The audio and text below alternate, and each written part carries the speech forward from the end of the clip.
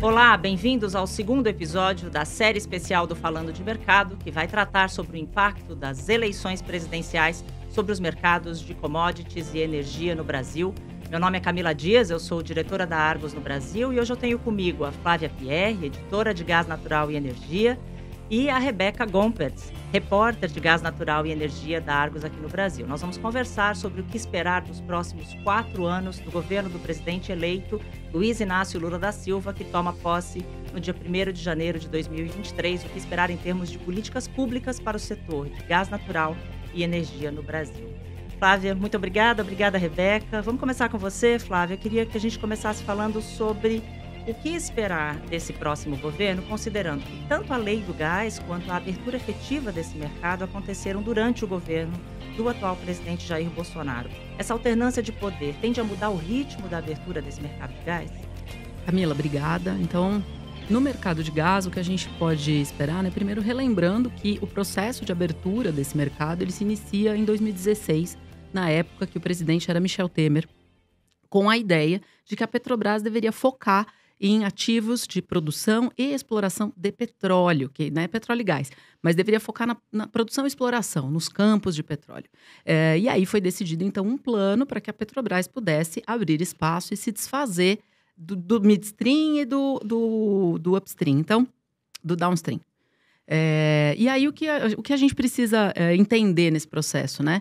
Que o que se debate agora é qual será o papel das estatais e principalmente da Petrobras nesse novo governo, né? A gente conhece já, cobrimos o setor de energia há bastante tempo, né? E inclusive diretamente de Brasília, né? Estive lá, trabalhei lá.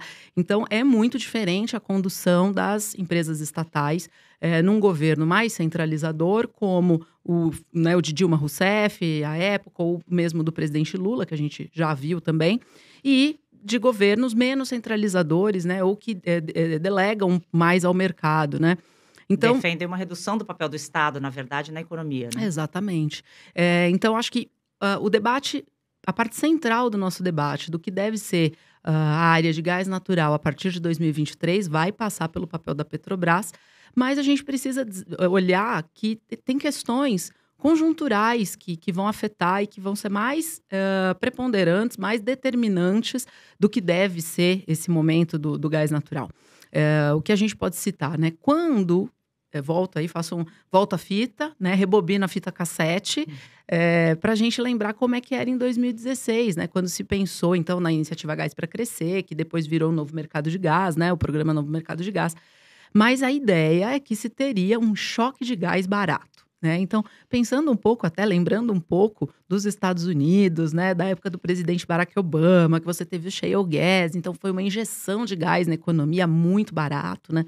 E essa era a ideia, né? Que então, se você pudesse trazer mais competição, trazer novos agentes e permitir essa competição nos gasodutos, nas unidades de processamento de gás natural e depois na venda desse gás diretamente ao consumidor, o que era uma novidade, né? Até então, a gente tinha somente as distribuidoras de gás natural vendendo gás, né? Num mercado regulado, né? Não tinha acesso ao mercado livre. Um industrial não poderia comprar gás diretamente de um produtor de petróleo.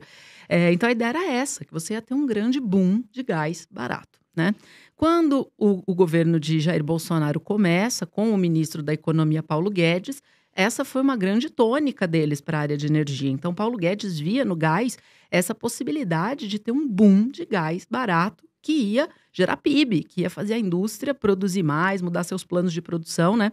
Só que aí coisas aconteceram. Primeiro, que a gente teve o período mesmo de trâmite legal, né? A parte do Congresso mesmo para aprovação da nova lei. Isso, claro, demorou, foi até bem célere, né, para os padrões brasileiros, e depois a Rebeca vai falar um pouco do mercado de eletricidade, né, que ainda está aí pelejando para aprovar sua modernização. Mas a gente teve, então, conseguimos aprovar, e em abril de 2021 foi aprovada essa lei. Pois muito bem. Só que aí a gente tem regulações, outras coisas que precisam ser alinhadas, né? Como é que vai ser o papel de cada agente nisso tudo? E aí aconteceu o problema de um conflito na Ucrânia, o que mexeu enormemente com a oferta de gás no mundo, né? Apesar dos mercados de gás eles serem mais regionais, porque é canalizado, né?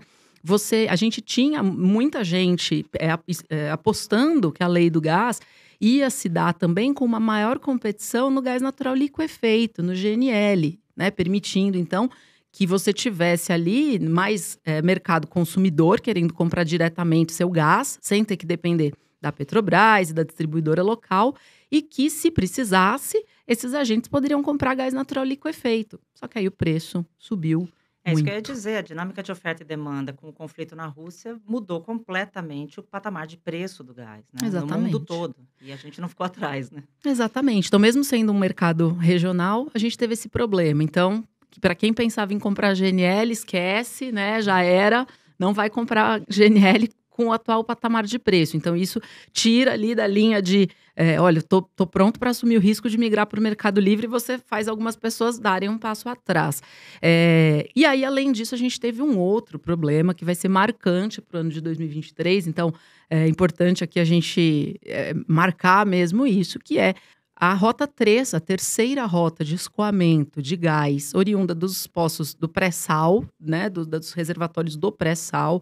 Ela já deveria ter entrado em operação, né, há algum tempo, e estava prevista que ia entrar em 2022. Aconteceu mais um atraso por questões contratuais da Petrobras, dificuldade com o prestador de serviço que estava fazendo essa obra. E aí agora, o 2023 aí, né, pode ser que entre, pode ser que não entre. Oficialmente ainda se fala em 2023 a entrada, mas atrasou. Então isso tira, grosso modo, 20 milhões de metros cúbicos de gás ao dia que poderiam chegar ao mercado consumidor. Então nós temos uma oferta de gás que está muito apertada, né? Quem tem gás hoje está com contratos, né? A Petrobras segue muito grande nessa sua participação de Era mercado. isso que eu ia te perguntar, qual que é o tamanho da Petrobras hoje nesse mercado A ainda? Petrobras, ela ainda tem ali quase que a totalidade. A gente tem ali.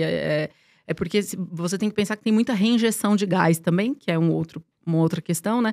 Mas a Petrobras, ela tem ali quase que 90%, 80% da produção de gás ainda, né? Fica na mão da Petrobras. Apesar da gente ter novos agentes, né, que estão entrando e estão competindo de fato mesmo, vendendo gás, né? Como PetroRecôncavo, Origem, 3R, a Galp. São empresas que estão buscando vender gás e competir com a Petrobras. Mas a Petrobras ainda é muito grande. A gente tem uma oferta muito restrita, né? Quem tem gás está contratado com as distribuidoras.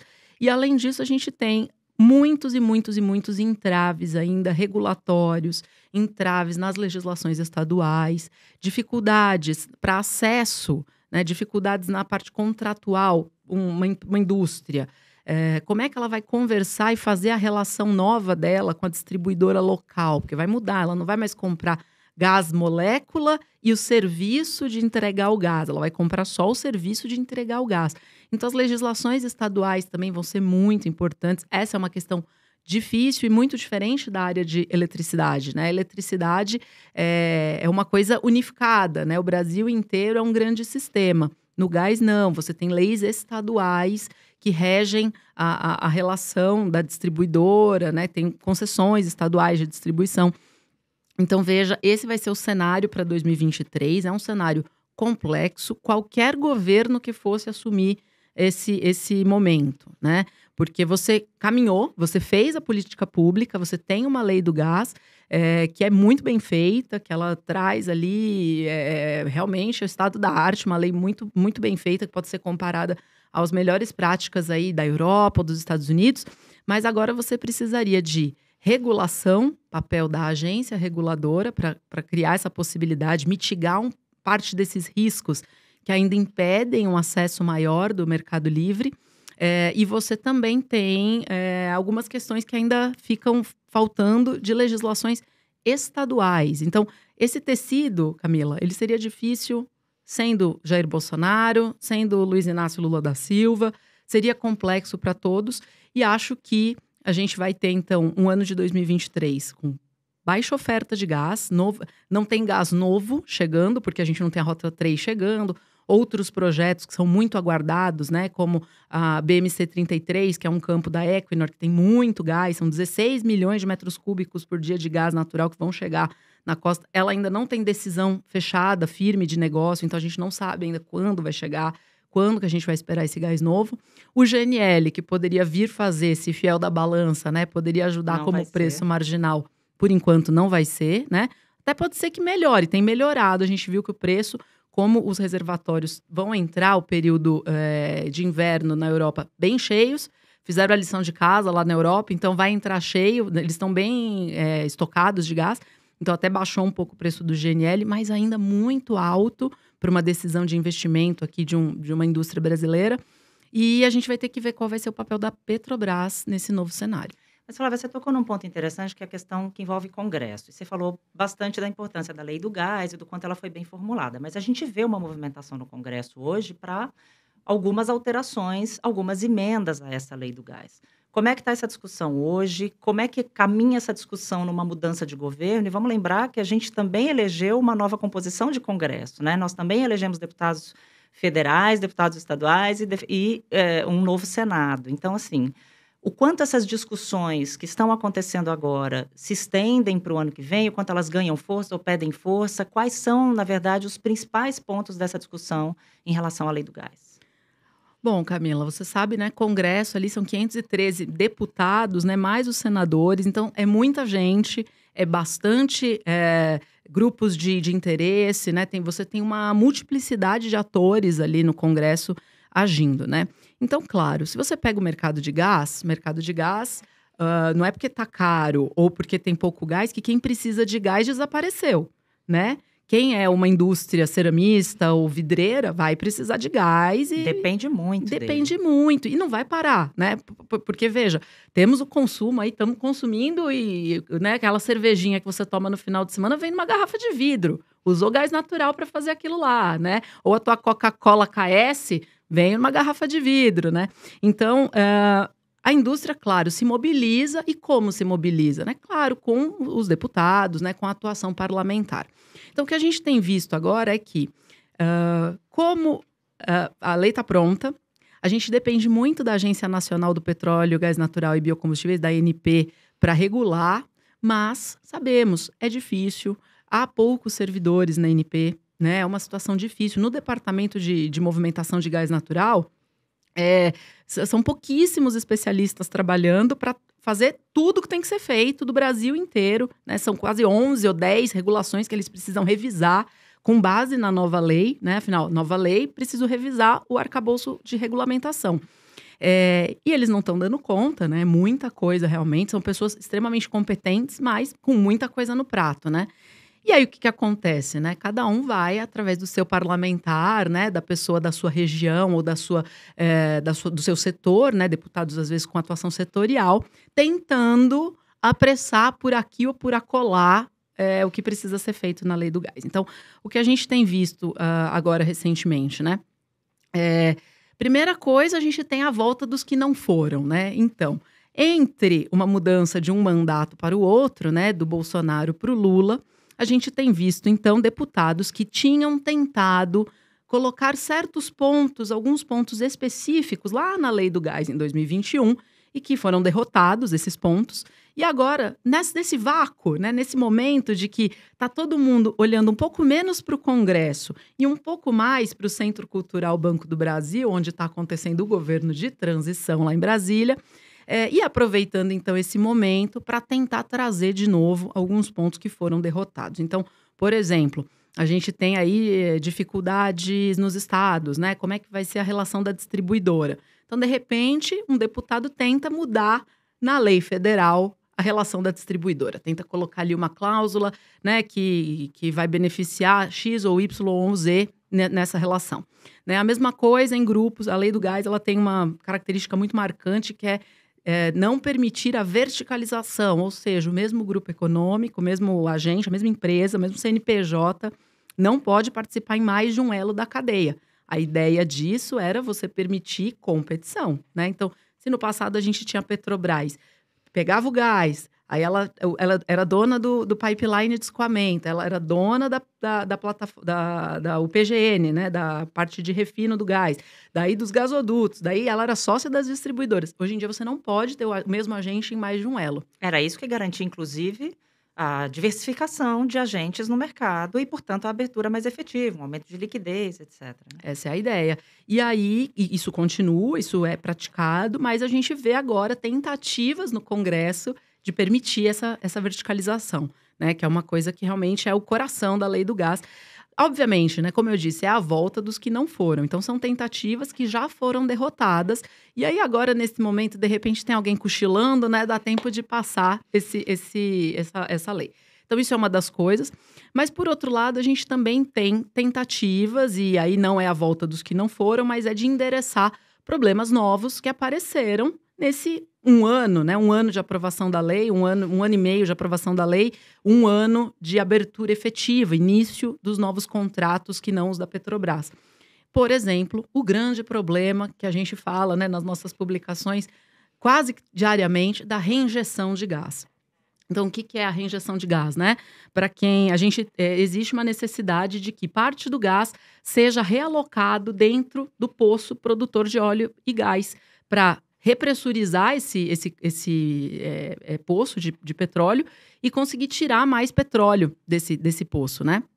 E aí também por questões, às vezes, comerciais. Eu não tenho escoamento, eu não tenho como levar esse gás embora, então eu coloco ele lá dentro de novo, futuramente eu posso tirar, ele vai estar lá. E hoje, no Brasil, a gente tem metade da nossa produção de gás sendo reinjetada, né? Obviamente, pelo lado das petroleiras, elas dizem, puxa, eu fiz essa decisão de investimento lá quando eu bidei, quando eu fui no leilão e peguei essa concessão, paguei por ela, eu preciso reinjetar essa quantidade de gás. A minha conta ali, para fechar a minha matemática, eu preciso dessa reinjeção, eu não posso mudar agora. Inclusive equipamentos, a parte de engenharia, eu contratei com aquela vazão de gás, né? Por outro lado, do lado do consumidor, ele fala, me dá esse gás, pelo amor de Deus, tá muito caro, eu não vou conseguir comprar de outro lugar, eu preciso desse gás, né? Para tentar abaixar um pouco o preço do gás aqui em terra. E como isso é um grande problema, claro, há diversas iniciativas tentando se debruçar sobre isso.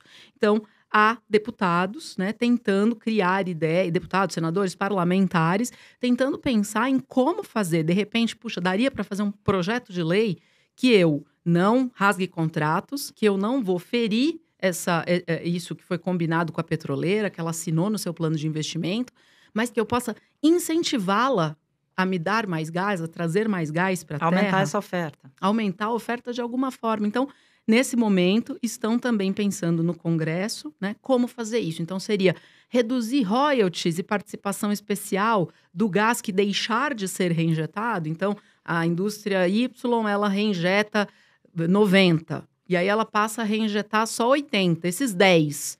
Ela pode pagar menos royalty, o governo dá um desconto de royalty. Então, enfim, são formas criativas, tentativas de fazer isso, muitas delas legítimas, porque estão ouvindo até o setor, ouvindo as pessoas.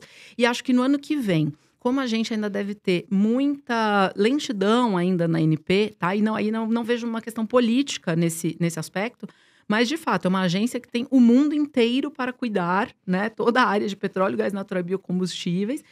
Gás é uma partezinha, uma agenda regulatória enorme que hoje, na atualização da agenda hoje, tem temas que vão até 2024, né? Mudando ainda governo, a gente ainda pode ter uma mudança das prioridades, legitimamente, e isso pode ainda levar mais para frente. Então, eu acho que no ano que vem a gente também deve ver tentativas no Congresso de mudar essa lei, né, de uma forma legítima, é o Congresso Nacional, mas é preciso ficar atento, porque algumas dessas podem tentar ferir de morte a lei do gás, né? Porque se você... Podem desvirtuar o princípio inicial dela, na verdade. Exatamente, né? Você pode acabar reduzindo competição ao tentar fazer uma coisa que parece muito virtuosa e, né, legal, vai aumentar a oferta de gás, mas você pode acabar restringindo a competição. Então, acho que no Congresso é por aí. Tá bom. Rebeca, agora eu vou voltar para você. Vamos falar um pouquinho sobre energia elétrica, então. Dá para imaginar algum tipo de mudança de rumo com uma alternância de poder, com a posse do presidente eleito Luiz Inácio Lula da Silva? O que o setor espera nesse sentido? Bom, o setor de energia elétrica já estava passando por uma transição durante o governo Bolsonaro. Então, existe uma expectativa que isso continue durante o governo Lula. A gente está passando por um processo de abertura de mercado que, na verdade, ele se iniciou 20 anos atrás para um grupo muito seleto de consumidores, que são os consumidores que têm uma demanda realmente muito alta E agora a gente teve a aprovação a publicação de uma portaria que passou a permitir que, a partir de 2024, os consumidores de alta tensão escolham seus fornecedores de energia e deixem o mercado regulado. Para o mercado de baixa tensão, que inclui consumidor residencial, a gente tem uma consulta pública que terminou há pouco tempo, que estava propondo que, a partir de 2026, os comércios e as indústrias da baixa tensão, que são os comércios e indústrias menores, passassem a poder migrar para o mercado livre, e, a partir de 2028, as residências. Ou seja, eu e você poderíamos escolher de quem Sim. que a gente compra energia. Sim, inclusive existe uma certa expectativa no setor de que isso se transforme num setor parecido com o de telefonia, que as pessoas possam escolher planos de energia elétrica de acordo com as necessidades que elas têm, as preferências que elas têm, que esse consumidor possa, inclusive, chegar e falar: não, eu quero consumir energia renovável.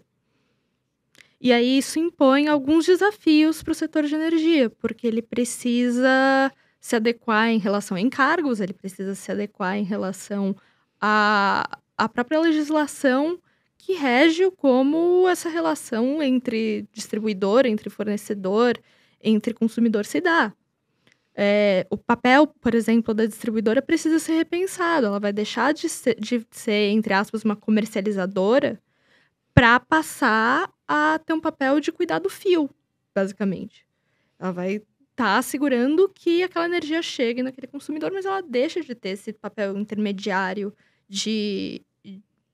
Da compra e venda, especificamente. Exatamente. Isso pode atrasar, de alguma maneira, com uma alternância de poder? A gente pode imaginar que num governo de esquerda, como é o governo do presidente eleito Luiz Inácio Lula da Silva, essas discussões ou esse cronograma seja alterado para que a gente caminhe para essa abertura maior desse mercado? A expectativa majoritária do setor é de que não, porque não existem motivos técnicos sobre isso. Mas a gente sabe que governos de esquerda têm uma característica de quererem participar mais desse processo. Então, o que pode acontecer é que a gente tenha, diferente do governo Bolsonaro, que tentava dar muita autonomia para o setor se regular, que o governo Lula participe mais do planejamento do sistema e da forma como isso vai acontecer, tente ter um papel mais ativo ali. Tende a ficar menos solto e muito Sim. mais controlado. Isso pode trazer algum tipo de atraso também, né, Rebeca? Porque a partir do momento que você tem uma discussão um pouco mais centralizada, isso pode trazer algum tipo de Sim. atraso. Tá? O que a gente tem hoje já certo é a abertura do mercado de alta tensão, que a portaria já saiu dizendo que, a partir de 2024, eles estão liberados para migrar. Isso representa quase 50% do mercado de energia. É bastante coisa. Então, é bastante coisa. Essa parte, a gente sabe que é difícil de atrasar, porque já está certo, já foi publicada a portaria. Agora, a abertura para o mercado de baixa tensão é uma questão um pouquinho mais delicada. E falando um pouquinho de matriz energética, Rebeca, o que a gente ouviu durante campanha ou de programa de governo do presidente eleito em relação à matriz energética do Brasil? Existe uma tendência a se incentivar mais algum tipo de fonte de geração de energia elétrica no país do que outra, em detrimento de outra? A gente vê alguma mudança de rumo em relação à matriz energética? O governo Lula tem um objetivo de privilegiar as fontes renováveis, o que está muito alinhado ao que a gente já tem no país. Por exemplo, em junho, o Ministério de Minas e Energia divulgou dados dizendo que 92% da nossa geração foi de fontes renováveis. A questão do clima deve ser central para o governo Lula em relação à política externa. Então, a gente espera que continue um incentivo muito grande às fontes renováveis. Em entrevista à Argos,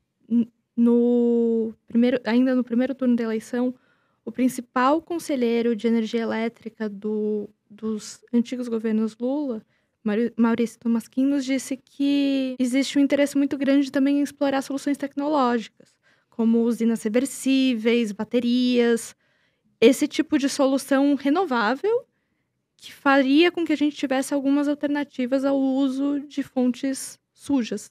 Rebeca, você falou da questão do clima, e de fato o clima vai ser muito, muito importante, como sempre é, na condução de qualquer política de energia elétrica no Brasil, principalmente porque a gente tem uma matriz hidrelétrica muito grande, né? A fonte de geração de energia a partir das hidrelétricas é a maior parte da fonte de geração do Brasil. A gente tem um Laninha esse ano de novo, e eu queria entender um pouco qual que é o efeito que o Laninha pode trazer sobre a oferta de energia em 2023. O que o mercado está esperando? Bom, a gente está entrando em 2023 com uma situação dos reservatórios muito confortável para o operador. Só a título de comparação, a gente está entrando com os reservatórios do Sudeste com 49% da capacidade. E em 2021, a gente entrou com 18% da capacidade. Então, a gente está num cenário de muita tranquilidade para o operador, de que ele sabe que ele vai conseguir fornecer essa energia para o começo da conversa. Com o Laninha, existe uma expectativa de aumento de chuvas no Sudeste. Então, a expectativa é que durante o ano de 2023, pelo menos a gente não tenha problemas de geração hidrelétrica, que a gente consiga fornecer, inclusive, uma energia muito barata. Ou seja, o pesadelo que a gente viveu em 2021, né, que foi um risco de racionamento muito grande, a gente provavelmente afasta, pelo menos num primeiro ano de governo Lula, esse risco estaria mais afastado. Exatamente. Por outro lado, também a gente deve ter menos geração via térmicas, que hoje, majoritariamente no Brasil, usa gás. Flávia, como é que fica? Você falou um pouco de oferta apertada de gás em 2023. Como é que deve ser a demanda? A gente deve ver algum problema aí nesse balanço entre oferta e demanda de gás em 2023? Eu aproveito e complemento, né, a Rebeca, dando uma notícia positiva, né, para os consumidores de eletricidade para o ano que vem, não somente porque a gente vai ter bastante chuva, tendo bastante chuva, a nossa matriz hidrelétrica fica bem disponível e geralmente é mais barato, né? Mas não só por isso, Camila, porque o governo do Luiz Inácio Lula da Silva, se pelo lado do orçamento, né, para conseguir atingir as promessas de campanha e o que já estava contratado no orçamento, vai ter, né, bastante dificuldade, que a gente já tem visto esses debates, não vai ser nosso setor que vai fazer o lado contrário. Sabe por quê? Porque a partir de janeiro é possível que a gente tenha até uma redução na conta de luz. Por quê?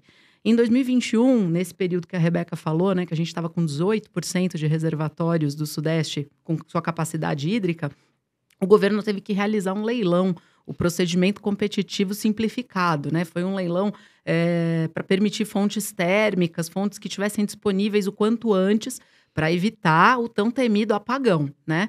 E foi realmente muito caro essas fontes, porque você dependeu de fontes térmicas, dependeu num momento em que você tinha que contratar para curtíssimo prazo, né? Você contratou até uma térmica que é a GNL. Ela gera energia em cima de um navio e manda para o território, né, só o cabo. Então, realmente foi um procedimento muito caro. E agora, nesse segundo semestre aqui, a gente teve diversas tentativas do governo e da Agência Nacional de Energia Elétrica, a ANEEL, de tentar cancelar de forma amigável, fazer distratos desses contratos, que eram realmente muito, muito alto o valor unitário dessa energia. E porque várias dessas usinas atrasaram a entrega também e estouraram os termos do acordo, do contrato que eles fecharam com o Brasil. Ou seja, precisaram atuar. Exato. E aí, o que acontece agora... como realmente estamos muito tranquilos de energia, né? Temos Laninha, tudo certo. E, com esses distratos ocorrendo, uma parte desses valores de eletricidade que já estavam previstos para entrar nas tarifas em 2023 devem ser canceladas. Então, é muito possível que a gente tenha um componente desse PCS fazendo o contrário na revisão tarifária, né? De cada empresa de eletricidade, cada fornecedora nos estados, que a gente deva ter esse componente fazendo o lado negativo, então ajudando a deixar os aumentos de eletricidade no ano que vem bem pequenininhos. Então, setor de eletricidade, Camila, não vai ser uma dor de cabeça para o presidente eleito, tá? Ele deve até ajudar. Tudo que um presidente eleito quer, né? Exato. Uma pressão inflacionária menor no início de governo, principalmente. Exatamente. Porque não tem nada mais impopular do que a inflação alta. Exatamente. Corroendo a economia. Mas eu vou voltar, então, à sua pergunta sobre a demanda, né? Oferta Como é e demanda de gás. Bom, nos últimos debates que a gente teve aí, né, do setor de gás, a gente ouve algumas vozes, né, do setor de gás falando assim, não, o Brasil tem um problema de racionamento de demanda, né? Eu ouvi essa frase, que é uma frase forte, né? Uma frase boa para um debate, assim, para a pessoa não esquecer, né, disso. Então, obviamente, a indústria no Brasil, ela está passando por dificuldades, né? A gente não está num momento muito tranquilo para a atividade industrial, né? Por N motivos. Então, eles têm que fazer a lição de casa deles, ver o que está acontecendo, o mundo está mudando, né? Onde é que está o capital hoje em dia? Talvez tenhamos uma redução das nossas necessidades aí do que era a indústria no passado, né? Então, a indústria está tendo que se reinventar, usar menos energia elétrica, menos eletricidade, menos energia, né? Tentando se entender nesse momento. Mas, mesmo assim, a gente precisaria, sim, de uma criação de demanda por esse gás, né? Até porque, como eu te disse, se a gente tem problema de reinjeção de gás, se a gente tem pouca infraestrutura, né? Os nossos gasodutos de escoamento, Rota 1 e Rota 2, já estão no seu limite, a Rota 3 atrasada. A gente tem, pelo lado da indústria, um questionamento se eles conseguirem injetar esse gás, né, mandar esse gás para a terra, para cá, para onde nós estamos, tirar lá do pré-sal, se vai encontrar demanda, né? Então, pelo lado também de quem investe, de quem produz, também fica essa preocupação, né? Como é que eu vou fazer? Será que vou ter necessidade desse gás? Então, esse exemplo que eu citei, né, do BMC-33, que é realmente uma enxurrada de gás, existe essa questão. Quem vai receber esse gás vai ter demanda para ele, né? Mas eu queria trazer aqui um outro aspecto. A Rebeca falou muito bem da nossa fonte ser muito renovável, né? Da nossa matriz ser muito renovável. E aí, no mundo do gás, a gente começa, então, a falar de outras coisas como biometano, né? Então, se a gente tem um governo, né, puxando aqui seu gancho, Rebeca, se a gente tem um governo muito mais preocupado em estimular as energias renováveis, e isso, de fato, entrevista da Rebeca com o Maurício Tolmasquim, né, exclusiva para Argos, que ele fala isso, ele fala de como esse governo pretende realmente falar de eólicas offshore, né? Isso, com certeza, a gente vai ter aí o governo eólico offshore, inclusive, assim, sabe? No bingo de eletricidade, termos de eletricidade, tem que falar eólico offshore. Eólico offshore, bingo, entendeu? Porque é a bola da vez, né? O mundo presta atenção em eólico offshore, o Brasil é um excelente, um potencialíssimo produtor de energia eólica offshore, porque temos uma matriz muito, com um crescimento de eólica muito forte, temos essa tecnologia, temos essa capacidade. O governo Bolsonaro já preparou a regulamentação disso, né? Já iniciou o processo disso, então está preparado. Terreno preparado, né? Obviamente, a gente não vai ter isso aí do dia 1º de janeiro de 2023. É um processo demorado que requer muito investimento em infraestrutura. Exato. E investimento em infraestrutura é um investimento de longo prazo. Não é algo que a gente faz num dia e colhe frutos no outro. Não. Então, com certeza, a gente vai ter isso, né? Mas aí, então, jogando para o gás, no nosso lado aqui, a gente vai ter o biometano como essa tentativa da demanda de encontrar gás, já que o GNL não vai ser opção, já que Rota 3 não tem. Então, a gente vê o movimento da indústria de buscar fortemente desenvolver a indústria de biometano. Esse também é um processo que está muito embrionário ainda, né? Porque também demanda de investimento, né? Nesse momento, a gente está instalando a capacidade de geração desse gás, seja por cana, né? Seja através de reaproveitamento da vinhaça de cana, seja através dos aterros, né? Isso que eu ia te perguntar, qual é a origem desse biometano? De onde ele vem? Perfeito. Então, no Brasil, veja, e aí, né, nossos colegas dos combustíveis, né? A gente tem aqui produção de etanol, produção de biodiesel, então a gente já está muito preparado também para utilizar o que sai da indústria sucroalcooleira, sucroenergética, para produzir o biometano. Então, através da vinhaça, né, que vem da indústria sucroenergética, através dos rejeitos, do aterros sanitários, a gente consegue produzir biometano nesses locais, né? E então a gente vai ter uma grande oferta. A gente já tem no Brasil essa possibilidade, porque a gente tem a nossa indústria sucroalcooleira muito pronta para isso, né? E também de rejeitos de feedstock, né? Então, onde você tem produção de suíno, bovinos e tal, com esses rejeitos desses animais, você consegue também biodigestor. E o próprio excremento desses animais, você coloca num biodigestor e transforma em biometano. Eu sou super fã desse tema, porque, veja, você pegar um rejeito, uma coisa que seria ruim... E reaproveitar completamente, gás carbono transformar em energia. Gás carbônico não está indo para a atmosfera e está sendo utilizado para produzir o que a gente precisa para o nosso cotidiano. Então, no gás, eu acho que a gente vai ter 2023, vai ser o ano aí do biometano, né? Dos agentes tentando participar, se associar da indústria produtora desse biometano para que instalem as unidades, porque hoje a gente ainda está muito pequenininho. A gente tem ali menos de 10 geradores de biometano no Brasil. Ainda são volume também ainda pequeno. Volumes muito pequenininhos, né? Então, às vezes a gente fala com um grande demandante de gás, né? Uma indústria de fertilizantes, uma indústria assim. E aí eu falo, poxa, o senhor não gostaria de comprar biometano? Ele fala, pois é, mas toda a produção de biometano hoje no país é a minha necessidade, a minha demanda. Eu precisaria sozinho da produção inteira. Então, a gente ainda precisa desenvolver muito isso, né? Mas eu creio que o setor inteiro, nesse momento, está de olho nisso. Então, produtores, consumidores, o meio de campo, está todo mundo tentando ver formas de fazer isso acontecer. E aí, né, somos brasileiros, né? A gente não desiste, a gente tenta do jeito que pode. E a indústria do biometano, ela está sendo muito inteligente em falar o seguinte, bom, eu não estou perto dos gasodutos, né? Os gasodutos de gás natural, eles estão na costa do país. Geralmente, a produção agropecuária, ela está interiorizada. Bem no interior. Está longe dos gasodutos. Então, tudo bem, se essa é a minha característica, eu já estou longe mesmo, como é que eu vou fazer para isso aqui chegar no meu cliente? Vai ser de caminhão? Então, a gente tem visto essas tentativas de construir, ou eu vou construir gasodutos novos, eu vou me conectar à malha da minha distribuidora de gás natural local, como é que vai ser? Então, está muito fértil esse terreno, a gente está vendo muitas coisas, né? Eu acho que vai ser assim, o 2023, no gás natural, vai ter essa soma, né, da fome com a vontade de comer. Eu já não tenho acesso ao gás e eu tenho o que a gente chama de pré-sal caipira, né? Uma grande possibilidade, né, de gerar biometano.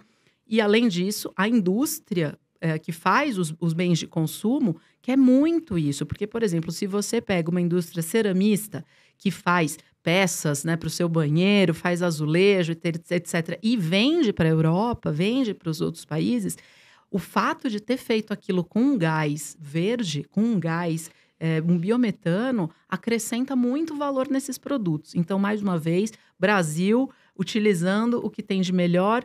E, Camila, ainda também conectando aqui com as eólicas offshore, acho que também o Brasil começa a se posicionar, porque aí também, difícil tecnologia e investimento, como um grande produtor de hidrogênio.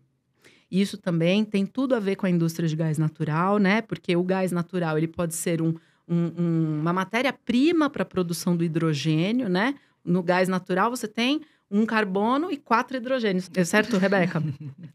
Que a Rebeca é muito boa de química.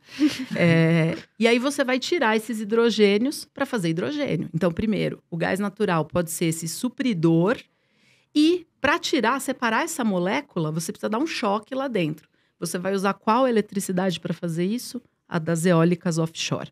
Então, o Brasil pode ser um grande...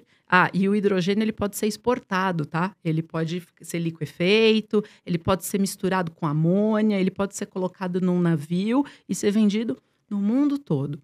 Então, Camila, eu acho que, pelo lado, falei um pouco de demanda, falei um pouco do que a gente deve prestar atenção, aproveitando que temos um governo que pretende, sim, olhar mais para a questão dos combustíveis renováveis. E transição energética, de uma maneira geral. Transição energética, né? Acho que se essa será a marca deste governo, que o nosso setor, que a nossa indústria esteja, então, pronta para trazer o que, né, de bandeja o que a gente é bom de fazer.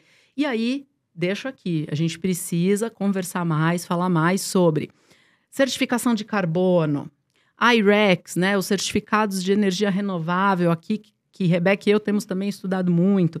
Precisamos prestar atenção em Gaz-REC, um certificado verde para o gás, uso de CBIOS, né, que a indústria dos combustíveis líquidos já tem ali o seu mandato, já precisa de forma obrigatória. Como é que isso vai ser no gás? A gente vai ter também mais atenção a isso. Acho que esse novo governo ele vai ter que estar muito ligado, muito esperto para saber como que o Brasil vai poder capitalizar, transformar em dinheiro o seu potencial verde, o seu potencial de gerar eletricidade, energia como um todo verde e de manter floresta em pé. Se a gente souber fazer isso, a gente pode ter energias mais baratas aqui dentro para nossa demanda e ainda ser exportador disso tudo. Com selo verde. Com selo verde. Acho que é perfeito, né? O Brasil conseguindo ser um player relevante no cenário mundial. E sem esquecer, o gás natural sempre vai ter seu espaço. Né? A gente não vai perder o espaço do gás natural. O gás natural é necessário, tem setores, né? Por exemplo, petroquímica, você não consegue substituir gás e petróleo em muitas coisas, mas que a gente consiga, então, cada vez fazer com esse gás que ele seja ainda mais útil e com valor agregado, né? Que a gente utilize esse gás em usos que realmente demandem o gás. Então, você perguntou de geração térmica, né? Claro, é muito melhor você ter a geração de energia termoelétrica a partir do gás natural do que a partir do carvão ou a partir do óleo combustível, né? Que são muito mais poluentes. Então, muito bem, que a gente tenha o gás como essa opção. Em 2023, o consumo termoelétrico não deve ser preponderante, como eu disse. Por falta de necessidade pura. Por falta de necessidade e devemos ver isso de uma forma positiva, né? Algumas pessoas ficam, puxa, não vão consumir o gás, eu não vou... Não, vamos encontrar demanda e vamos encontrar demanda numa forma mais nobre, né? De repente, a gente consegue nesse mix trazer um pouco de biometano, trazer o gás natural para os usos mais nobres, conseguir que a energia elétrica, né? Claro, sempre vai precisar de combustíveis fósseis na geração térmica, porque ela é rápida, né? Levita ali uma variação, né? A eólica parou, o sol entrou uma nuvem, a gente traz um combustível fóssil. Mas acho que ano que vem, 2023, temos aí ótimas oportunidades para o governo eleito, se souber prestar atenção no potencial do país e investir, então, em atributos verdes, certificados, formas de você fazer essa integração entre o fóssil, a transição e o verde. Excelente. Como o nosso tempo está acabando, eu quero voltar para a Rebeca, porque ficou uma pergunta, a Flávia tocou rapidamente num tema de leilão de energia. E aí eu queria te perguntar, o que a gente pode esperar em termos de modelo de leilão de energia? O que pode mudar ou não mudar num novo governo? O que se espera para isso? Essa é a grande questão do setor, eu acho. A gente já teria que rever o modelo de leilão de qualquer forma, independente do governo Lula, porque, afinal de contas, a gente está fazendo essa transição para o mercado livre. E a partir do momento que você abre o mercado, os leilões tradicionais de energia se tornam obsoletos. Eles estão aumentando a contratação das distribuidoras para um consumo que elas não vão mais ter, porque esses clientes estão migrando para o mercado livre. O que se espera é que exista um investimento maior em leilões de capacidade. Porque, apesar desses consumidores estarem agora gradualmente passando a negociar sua energia no mercado livre, quando chegarmos em momentos de pico da demanda e de pouco fornecimento renovável especificamente, já que grande parte dos contratos no Mercado Livre são focados em energia renovável, precisa ter um sistema ali pronto para responder à falta.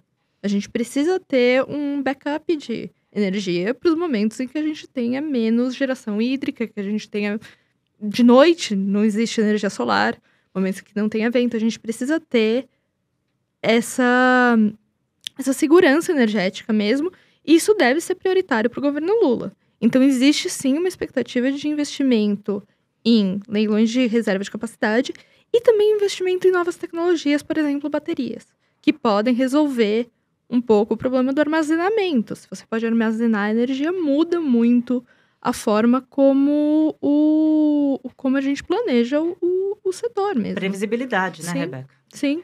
Camila, eu queria pedir roubando o seu lugar de moderadora, mas eu queria pedir para a Rebeca falar sobre o desafio da CDE. Que a gente vai ter esse grande custo aí, e aí já é o outro lado que o governo vai ter que endereçar.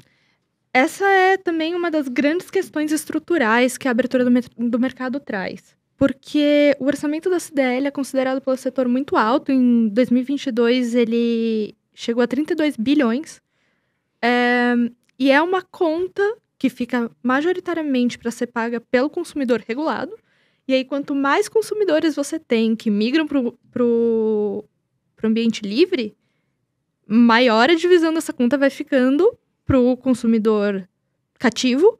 E não só para o consumidor cativo de forma geral, mas se a gente tem uma expectativa de que o último consumidor que vai poder migrar seja o residencial, a gente está aumentando a conta de luz de pessoas comuns, que têm um consumo, inclusive, baixo comparado a indústrias e comércios. Então, alguma coisa tem que ser feita em relação à CDE. A gente sabe que não tem como a CDE continuar no formato que ela está hoje. Mas vamos lá, o que é a CDE, gente? A CDE é a Conta de Desenvolvimento Energético. Ela é uma conta em que se incluem vários subsídios para alguns setores. Por exemplo, as plantas de energia renovável têm um subsídio no fio e na distribuição. Os irrigantes, né? Quem utiliza a indústria de agropecuária, né? Que usa irrigação, tem desconto. E aí esse custo vai para a CDE, que vai ser dividido entre os consumidores. Ok. O que acontece... E também ela tem um subsídio para o consumidor de baixa renda, para ele poder ter acesso à energia, mesmo que ele não consiga pagar a conta. E a partir do momento que você tem essa situação de que a conta da CDE vai sobrando para menos e menos pessoas, e pessoas que não podem pagar altas contas de energia, inclusive, você precisa discutir o corte de benefícios que estão ali, que é uma coisa que o Tomasquim adiantou pra gente na entrevista que a gente fez. Ele disse que, por exemplo, o benefício para solar e eólica já foi necessário e hoje não é mais, porque elas são fontes que conseguem competir no mercado, então talvez tivesse que ser cortado. E você tem também a discussão de que são políticas públicas que estão dentro dessa conta e que elas seriam melhor endereçadas se elas fossem mandadas para o Tesouro, passassem pelo orçamento, pelo Congresso. E aí isso é outra briga política, inclusive, que precisa ser feita. Quantos bilhões, Rebeca? Repete. 32 bilhões. 32 bilhões. Então, acho que no ano que vem, Camila... Tem que estar na pauta. Esse debate vai acontecer, com certeza, né? São subsídios que estão embutidos na conta de todo mundo, né? O consumidor livre também paga parte desses custos, né? Parte dele. A Rebeca falou em capacidade, né? Capacidade é a parte que não é a eletricidade que você recebe, mas é a potência, é a capacidade de ser gerado rapidamente. Solar não tem isso, né? Ele não tem aquela potência, né? Você tem um ramp-up, demora até começar e tal. E eólica também não. Eólica também não. Então, esses atributos é que o governo, no setor de eletricidade, vai ter que rebolar ano que vem para decidir o que fazer. Tem o projeto de lei 414, o projeto de modernização, que o Congresso deve trabalhar nele, né? Existe uma promessa do presidente da Câmara, Arthur Lira, de que ele seja votado ainda esse ano. Ele prometeu que ele ia pautar depois da eleição. Então, existe uma expectativa do setor de... Será que vai sair? Pode ser que ainda entre na pauta. Pode ser que ainda entre na pauta antes da troca de governo.